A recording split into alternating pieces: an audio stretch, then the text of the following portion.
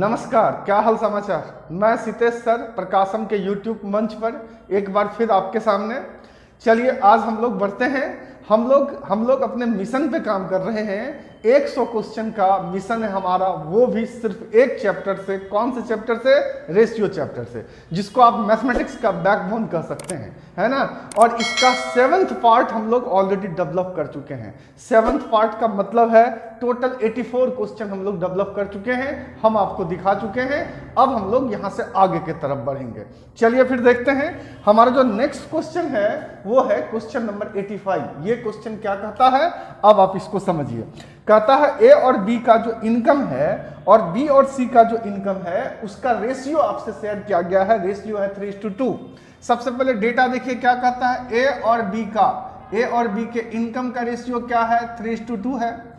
और बी और सी के इनकम का रेशियो क्या है? यही रेशियो है 3:2, है ना। अब इसके बाद आपसे कहा जा रहा है यदि ए की आय का तिहाई भाग सी के आय के चौथाई भाग से 1000 रुपए अधिक हो। अभी आप ठहर जाइए, पहले हमको इस डेटा को क्या करना होगा? अरेंज करना होगा। हम इसको कैसे अरेंज कर सकते हैं आप समझते हैं। पहला रेशियो जहां पे खत्म, दूसरा वहीं से स्टार्ट। यहाँ पे हमारा कौन सा टेक्निक यूज में आएगा?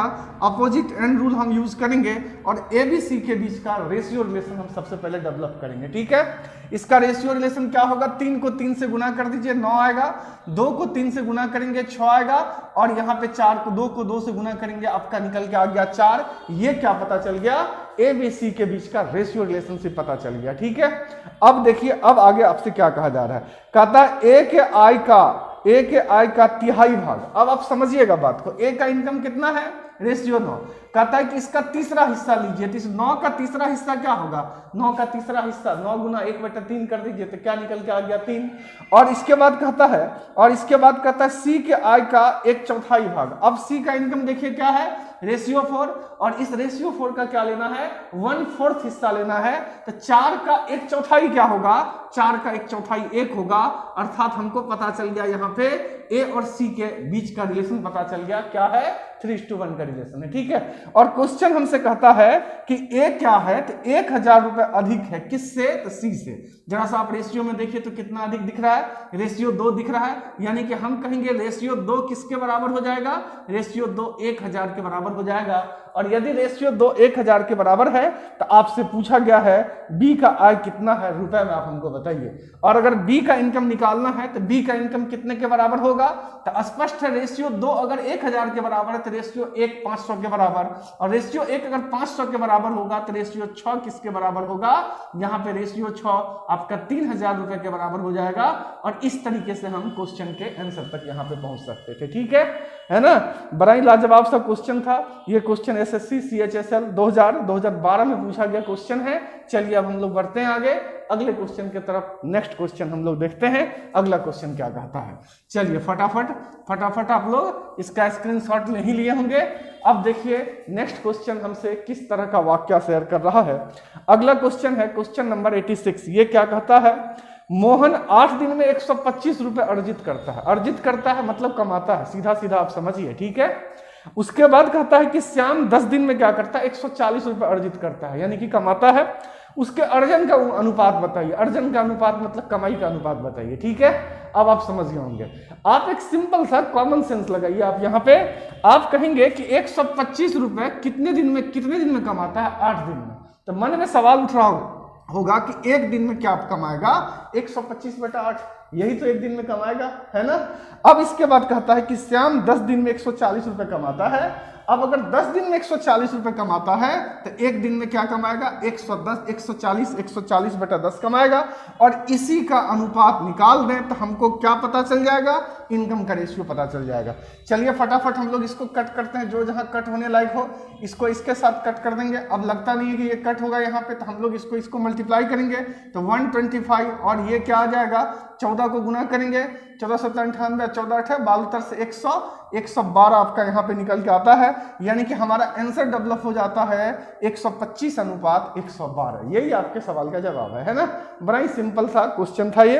अब चलिए हम लोग आगे बढ़ते हैं। नेक्स्ट क्वेश्चन देखिए, क्वेश्चन नंबर 87। क्वेश्चन नंबर 87 आपसे क्या जिक्र कर रहा है, अब आप इसको समझेंगे। ठीक है, चलिए हम लोग नेक्स्ट क्वेश्चन देखते हैं। 87 नंबर का क्वेश्चन, समझिएगा बात को। कहता है ए और बी की मासिक आय 8:5 है। क्वेश्चन आपके सामने है लगा हुआ, आप उसको देखिए। ए और बी का मासिक आय क्या है? 8:5 है, जबकि उनका मासिक व्यय यानी कि खर्च कितना है? तो 5:3 है। यानी कि कमाता है 8:5 में, खर्चा करता है 5:3 में। यदि उन्हें क्रमशः 12,000 रुपये तथा 10,000 रुपये का मासिक बचत है। अच्छा, कुछ बचा भी ले रहा है, अच्छी बात है कि बचा ले रहा है, ठीक है। बचत है कितना? तो उसका कहता है कि 12,000 और 10,000 रुपये, तो उसकी मासिक आय में अंतर बताइए। अब आपको इनकम में डिफरेंस बताना है। आइए हम लोग देखते हैं यहाँ पे, क्योंकि यहाँ पे दो आदमी के संदर्भ में बात किया गया है, ए और बी के संदर्भ में। तो सबसे पहले हम इसको रख दिए। कहता है कि कमाता किस हिसाब से है? तो क्वेश्चन कहता है कमाता है 8:5 के अनुपात में, अच्छी बात है, चलो। अब खर्च किस हिसाब से करता है? तो क्वेश्चन कहता है कि खर्च करता है 5:3 में, ये भी अच्छी बात है। और आगे हमसे कहा गया है कि उसका बचत क्या है? यदि उन्हें क्रमशः 12,000 और 10,000 रुपए का मासिक बचत होता है। बचत क्या है, ये बात हमसे शेयर किया जा रहा है। अच्छा, अब हम लोग यहाँ पे काम कैसे करेंगे? क्योंकि यहाँ पे पूछा गया है मासिक आय में अंतर बताइए, अंतर कितने का होगा?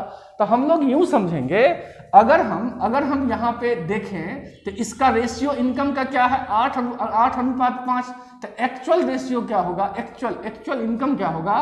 तो 8K और 5K इसका एक्चुअल इनकम हो जाएगा। और हम यहाँ पे कहेंगे 8K ये क्या है? ए का इनकम है।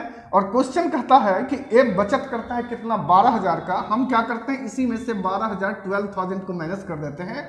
अब बताइए क्या आ गया? ये ए का एक्सपेंस आ गया। इसी प्रकार से 5K क्या है? 5K है बी का इनकम। और इसमें से हम लोग क्या करते हैं? 10,000 रुपए को माइनस कर देते हैं।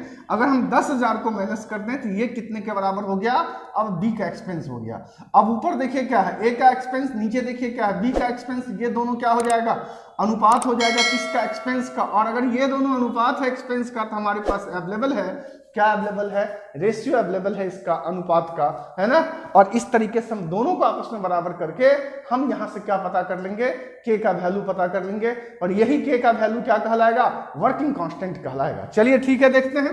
अभी अगर हम लोग के का वैल्यू निकालना चाहें तो कैसे निकालेंगे?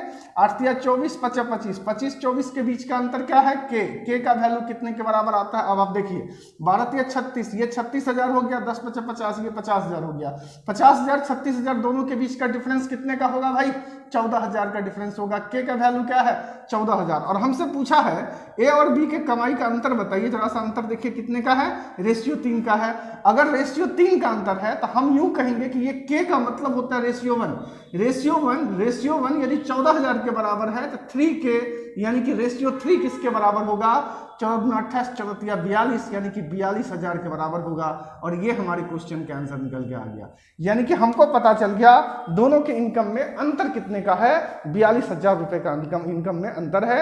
ये हमारे क्वेश्चन का आंसर हो जाता है। ठीक है, चलिए फटाफट हम लोग आगे बढ़े अगले क्वेश्चन की तरफ। नेक्स्ट क्वेश्चन देखेंगे। अगला क्वेश्चन हमसे क्या शेयर कर रहा है? नेक्स्ट क्वेश्चन है क्वेश्चन नंबर 88। अब देखेंगे आप क्वेश्चन नंबर 88। ये क्वेश्चन क्या कहता है हमसे? किस तरह का बात आपसे शेयर किया जा रहा है इस क्वेश्चन के अंदर। अब हमसे ये क्वेश्चन कहता है एक डब्बा है, उस डब्बा में टोटल 56 रुपए है। कितना रुपया है? 56 रुपया। लेकिन वो 56 रुपये कैसा है? तो अलग अलग डिनोमिनेशन में है। डिनोमिनेशन मतलब कहता है कुछ है उसमें 1 रुपये वाला सिक्का, कुछ है 50 पैसे वाला सिक्का, और कुछ है 25 पैसा वाला सिक्का। बात समझ में आ गई? अब इसके बाद देखिए क्या कहता है। उसमें 50 पैसे वाले सिक्कों की संख्या 25 पैसे वाले सिक्कों की संख्या की दुगुनी है। 50 पैसा वाला की स्थिति क्या है? 25 पैसे वाले का दुगुना। और आगे कहता है 1 रुपये वाले सिक्कों से 4 गुना है। यही 50 पैसा वाला क्या है? 1 रुपये वाले से 4 गुना। 1 रुपये वाले से 4 गुना और यहां पे क्या बोला? 25 पैसे वाले का 2 गुना। ये बात आपसे कहा जा रहा है। अब आप आगे बढ़िए। कहता है तदनुसार उन 50 पैसे के सिक्कों की कुल संख्या क्या है आपको बताना है। इस तरह का क्वेश्चन हम लोग पहले भी देखे हैं। आइए हम लोग देखते हैं। क्योंकि 3 तरह का डिनोमिनेशन का बात किया जा रहा है। यहाँ पे 1 रुपये वाला सिक्का है, यहाँ पे नेक्स्ट है 50 पैसे का सिक्का। 50 पैसे को अगर हम रुपए में लिखेंगे तो किस प्रकार लिखेंगे? 1/2 रुपए लिख दीजिए। और इसी प्रकार से 25 पैसे का सिक्का है, रुपए में लिखेंगे तो क्या लिखेंगे? 1/4 आप रुपए में लिखेंगे। इस प्रकार से आप इसको लिखेंगे। अब इसके बाद कहता है कि उनमें 50 पैसे वालों सिक्कों की संख्या क्या है? तो 25 पैसे वाले का 2 गुना और 1 रुपये वाले का 4 गुना। अभी देखिए ये जो 50 पैसे वाला है ये क्या है, 1 रुपए का 4 गुना, यानी कि 1 रुपए का सिक्का अगर एगो है तो ये क्या है, 4 गो है, और ये 4 गो है। इसके साथ साथ कह रहा है कि 25 पैसे वाले सिक्कों की संख्या का ये क्या है, दुगुना है। तो सवाल ये उठता है कि 25 पैसा का सिक्का कै गो होगा जिसका दोगुना 4 के बराबर होगा। इसी में आप 2 से भाग दे दीजिए। इसका मतलब है 25 पैसे वाले सिक्कों का क्या होगा, 2। रेशियो हमारा डेवलप हो जाएगा। तो ये कुछ रेशियो इस तरीके से डेवलप हो गया। अब ये किस चीज का रेशियो आपके सामने दिया गया है, तो ये रेशियो आपको संख्या का दिया गया है। नंबर ऑफ कॉइन का रेशियो आपसे शेयर किया गया है। अगर ये नंबर ऑफ कॉइन का रेशियो है तो अब हम क्या पता करेंगे, अमाउंट का रेशियो पता करेंगे। ये होगा क्या, दोनों को गुना कर दीजिए, 1 आ जाएगा यहाँ पे। 1/2 को 4 से गुना करेंगे, यहाँ पे 2 आ जाएगा, और 1/2 को फिर 2 से गुना करेंगे, यहाँ पे क्या आ जाएगा, 1/2 निकल के आ जाएगा। अब हम लोग क्या करेंगे, इसको ऐड करेंगे। जब हम इसको ऐड करेंगे तो 1 2 3, ये क्या हो जाएगा, आधा, तो 3.5। 3.5 का मतलब होता है 7/2, यानी कि रेशियो 7/2 कितने के बराबर है, तो क्वेश्चन कहता है 56 रुपए के बराबर है। मतलब ये टोटल पैसा जोड़ेंगे कितने के बराबर होगा, 56 रुपए के बराबर होगा। और अगर ये 56 रुपए के बराबर है तो हम यहीं से पता करेंगे रेशियो ये किसके बराबर होगा, 56 गुना 2/7, 7 8 56, 8 बार में कट गया, 8 गुना 16। रेशियो 1 का वैल्यू क्या निकल के आ गया, 16 निकल के आ गया। अब आपसे क्वेश्चन पूछा क्या है, क्वेश्चन पूछा है 50 पैसे के सिक्कों की संख्या क्या है। जरा सा नोटिस कीजिए आप, ये रहा 50 पैसा, इसके सिक्कों की संख्या क्या है, रेशियो 4। रेशियो 4 किसके बराबर होगा, तो रेशियो 4 16 चौके 64 के बराबर होगा। और ये आपके क्वेश्चन का आंसर निकल के आ गया। इस तरीके से हम क्वेश्चन पे काम कर सकते थे। ये हाईली इंपॉर्टेंट क्वेश्चन है ना।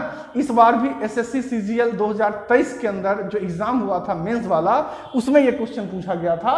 आप चाहें तो उस क्वेश्चन को खुद से ट्राई करते हैं, हम बोर्ड पे लगा देते हैं उस क्वेश्चन को। आप खुद से ट्राई करके आप उसके आंसर बताएंगे, हमको कमेंट में बताएंगे कितने के बराबर होता है। ठीक है, चलिए हम लोग फिर आगे बढ़ते हैं नेक्स्ट क्वेश्चन की तरफ। अब आप अगला क्वेश्चन देखिए, अगला क्वेश्चन क्या है ना।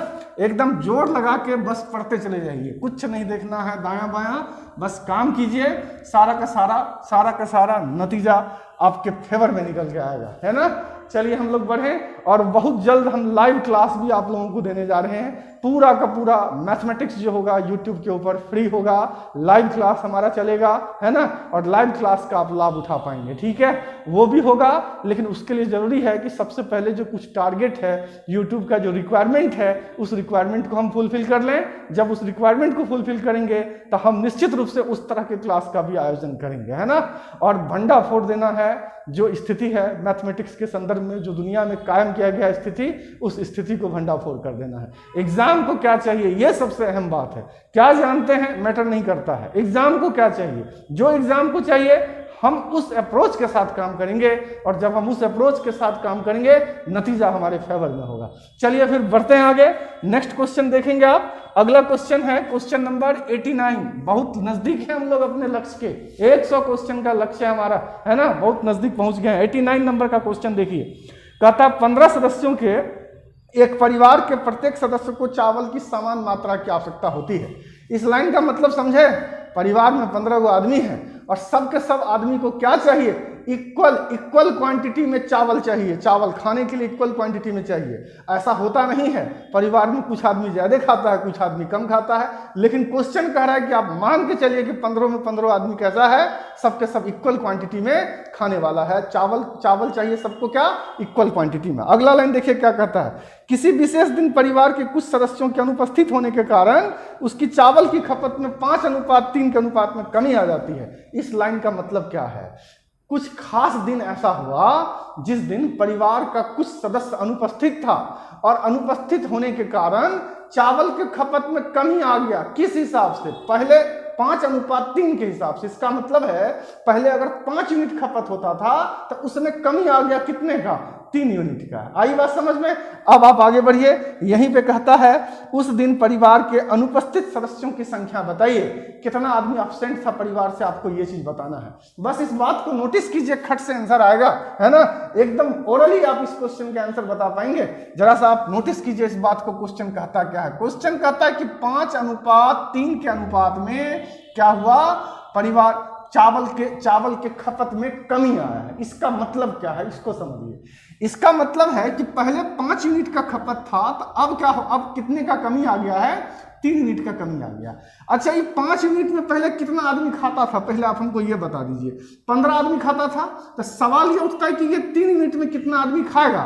3 यूनिट में कितना आदमी खाएगा, 5 तिया 15। वर्किंग कांस्टेंट क्या है, 3 का, यहाँ पे भी 3 का वर्किंग कांस्टेंट यूज कीजिए, और 3 तिया 9, यहाँ पे क्या निकल के आएगा 9। यानी कि ये 3 यूनिट का जो कमी हुआ है, यानी कि 9 आदमी का परिवार में कमी हुआ है। इसका मतलब है परिवार से अनुपस्थित है। कितना आदमी अनुपस्थित है, तो 9 आदमी परिवार से अनुपस्थित है। आ गया हमारे सवाल का जवाब, यही हमारे क्वेश्चन का आंसर है। कितना आसान सा क्वेश्चन है, सारा जादू इस रेशियो के अंदर छुपा हुआ है। क्या बोल रहा था क्वेश्चन, मतलब चावल के खपत में 5:3 के अनुपात में कमी आता है। मतलब पहले अगर 5 यूनिट चावल खपत होता था, तो अब 3 यूनिट, अब 3 यूनिट घट गया 3 यूनिट। यानी कि पहले अगर परिवार में 5 यूनिट आदमी था, तो अब क्या है, अब 3 यूनिट घट गया, अब परिवार में मात्र 2 ही यूनिट आदमी है। परिवार में कितना आदमी है, हमको इस बात से इस क्वेश्चन में मतलब नहीं है। तो मतलब किस बात से है, घटा कितना, तो घटा है रेशियो 3 का वैल्यू निकलेगा क्या, 9। यानी कि 9 आदमी उस दिन क्या हुआ है, परिवार से अनुपस्थित था। ठीक है, सारा बात इस रेशियो के अंदर था, आपको बस इसी बात को समझना था। चलिए अब हम लोग आगे बढ़ते हैं नेक्स्ट क्वेश्चन की तरफ। अगला क्वेश्चन है क्वेश्चन नंबर 90 नंबर का क्वेश्चन हम लोग देखेंगे। 90 कहां पहुंच गए, 1 से स्टार्ट किए थे और अभी हम कहां हैं, 90 नंबर पे हैं। आप सिर्फ इस 100 क्वेश्चन को सॉल्व कर लीजिए, फिर देखते हैं कौन सा एग्जाम में क्या पूछता है और उसकी स्थिति क्या होती है। समझदारी के साथ जो कॉन्सेप्ट हम क्वेश्चन के अंदर आपको समझाए हैं, उसके ऊपर बस आपको काम करना है। देखते हैं क्वेश्चन नंबर 90 हमसे क्या शेयर कर रहा है। क्वेश्चन नंबर 90 हमसे शेयर कर रहा है कि 286 विद्यार्थी है किसी विद्यालय के अंदर। ठीक है, कहता है कि उसमें लड़का लड़की का अनुपात क्या है, 8:15। समझिएगा, 286 टोटल स्टूडेंट है, लेकिन ये स्टूडेंट कैसा है, तो कुछ बॉयज है और कुछ गर्ल्स है। और इसका रेशियो क्या दे रखा है, क्वेश्चन दे रखा है 8:5, इसका रेशियो दे रखा है। ठीक है, अब हमसे क्वेश्चन आगे कहता है, यदि 22 अन्य लड़कियां विद्यालय में दाखिल ले ले, मतलब बाहर से 22 गो लड़की और कहाँ आ रही है, तो स्कूल में आ रही है। ठीक है, तो पहले हम ये समझ लें यहाँ पे कि लड़का कई गो और लड़की कई गो, ये तो अनुपात है ना। हम आपको क्या सिखाए हैं, सम ऑफ रेशियो किसके बराबर, टोटल के बराबर। अगर सम ऑफ रेशियो टोटल के बराबर है, तो 8×5 13 किसके बराबर, 286 के बराबर। अगर 13 286 के बराबर होगा, तो रेशियो 1 कितने के बराबर होगा, 286 में 13 से भाग दे दीजिए। अगर हम भाग देंगे तो क्या आएगा, ये 13 से कटेगा 2 22 बार में, इसको आप 22 से गुना कीजिए, लड़का निकल जाएगा, इसको आप 22 से गुना कीजिए, लड़की निकल के आ जाएगी। ठीक है, अभी 8 से अगर हम 22 से इसको गुना करेंगे तो क्या आएगा, 8 × 9 16, 16 × 17, और यहाँ पे 22 × 5 = 110। यानी कि लड़का कई गो 176, लड़की कई गो 110 गो लड़की। ठीक है, अब क्वेश्चन ट्विस्ट क्रिएट कर रहा है, कहता है कि बाहर से 22 लड़की को और शामिल कर लिया गया है। अगर हम बाहर से 22 लड़की को और शामिल करेंगे, तो अब जरा सा बताइएगा लड़की टोटल कई गो हो जाएगा, लड़की 132 गो लड़की हो जाएगा। और फिर आपसे क्वेश्चन पूछता है लड़के लड़की के संख्याओं का अनुपात बताइए। अब लड़का में तो किसी तरह का परिवर्तन नहीं किए हैं, परिवर्तन कहाँ पे किए, सिर्फ लड़की में। लड़का तो एज इट इज रहेगा 176। अब इसी का आप अनुपात निकाल दीजिए, इसी को काट दीजिए, आंसर निकल के आ जाएगा। इसको काट करके क्या आंसर आएगा परफेक्टली, इसको कमेंट में आप हम लोगों को बताएंगे। ठीक है, सबको बताएंगे, कौन कौन बता पाते हैं हम लोग इस चीज को देखेंगे। ये बड़ा ही सिंपल सा बात हम आपके लिए छोड़े हैं, बस इसको काट दीजिए, रेशियो निकल के आ जाएगा। हमारा इशारा आप समझते हैं कि नहीं, बस हमको ये देखना है काटने का मतलब क्या है और कैसे काटते हैं। चलिए फिर हम लोग आगे बढ़ते हैं। नेक्स्ट क्वेश्चन बहुत ही लाजवाब क्वेश्चन आपके सामने आने वाला है। ये क्वेश्चन है क्वेश्चन नंबर 91। समझिएगा, हम लोग क्वेश्चन लाजवाब है तो हम लोग काम भी लाजवाब तरीके से ही करेंगे और चीजों को समझेंगे। यहाँ पे क्वेश्चन हमसे क्या कहता है, क्वेश्चन कहता है किसी परीक्षा में पास होने वालों की संख्या का फेल होने वालों की संख्या से अनुपात 25:4 है। क्या बोल दिया क्वेश्चन, पास होने वाला फेल होने वाला रेशियो क्या है, 25:4 रेशियो है। इसका मतलब अगर 25 गो पास हुआ तो 4 गो फेल, बताइए टोटल कितना, दोनों को जोड़ दीजिए, 25 4 क्या हो जाएगा 29, यानी कि टोटल कई गो, टोटल 29 गो, टोटल 29 हमको समझना है। हालांकि अभी यूज नहीं करना है इसका, लेकिन दिमाग में इस डेटा को रखिए, क्या पता यूज में आ जाए। चलिए फिर बढ़ते हैं आगे। अब कहता है यदि 5 और अधिक छात्रों ने परीक्षा दी होती तथा फेल होने वाले की संख्या 2 कम होता, क्या बोल दिया, क्या बोल दिया, इसको समझिए। नंबर ऑफ स्टूडेंट 5 और बढ़ रहा है, एग्जाम देने वाला 5 और बढ़ रहा है, फेल होने वाला 2 को घट गया। इसका मतलब क्या है, इसका मतलब क्या है, जो ये 5 जो आपका नया जो एग्जाम देने वाला आ रहा है ना, उसमें शामिल होने वाला आ रहा है, वो पास है, ये है। इसके अतिरिक्त 2 को जो पहले से फेल था वो भी पास हो गया। और अगर वो भी पास हो जाए तो अब स्थिति क्या होगा, इसके वजह से हमारे डेटा में किस तरह का परिवर्तन आएगा। हम करते क्या हैं, हम इस डेटा पे काम नहीं कर पाएंगे, हम करेंगे क्या, एक्चुअल डेटा पकड़ लेते हैं खट से। एक्चुअल डेटा समझते हैं आप, के कांस्टेंट इंट्रोड्यूस कर दीजिए, एक्चुअल डेटा हमारा निकल के आ गया। अब हम यहीं पे सारा लेखा जोखा करेंगे। ये कैसा है, 25 के पास होने वाला। आप हमको एक बात बताइए, हम कह रहे हैं 2 को जो फेल था वो पास हो गया, 5 को अलग से आया, बात को समझना है। 2 को जो फेल था वो पास हो गया, 5 को अलग से आया, तो पास और अधिक कितना हो गया, 5 2 7 को लड़का पास हो गया, 7 विद्यार्थी पास हो गया। और अगर 7 विद्यार्थी पास हो गया तो इसका मतलब 25 के आप प्लस क्या करेंगे 7। और क्वेश्चन खुद कहता है कि जो पहले फेल करता था अब 2 को कम कर रहा है, इसका मतलब 4k - 2। अब बताइएगा जरा सा, ये अनुपात क्या निकाले हैं हम, ये रेशियो निकाले हैं पास और फेल छात्रों का रेशियो। और इसी क्वेश्चन के अंदर पास और फेल छात्रों का रेशियो दिया हुआ है। क्या है रेशियो, वो क्वेश्चन कहता है 22:3, यानी कि हम कहेंगे 22/3। आ गई बात समझ में। और इसी को सॉल्व करके हम क्या निकाल लेंगे, के का वैल्यू निकाल लेंगे। चलिए निकालिए के का वैल्यू। 25 को 3 से गुना करेंगे क्या आएगा, 25 × 75।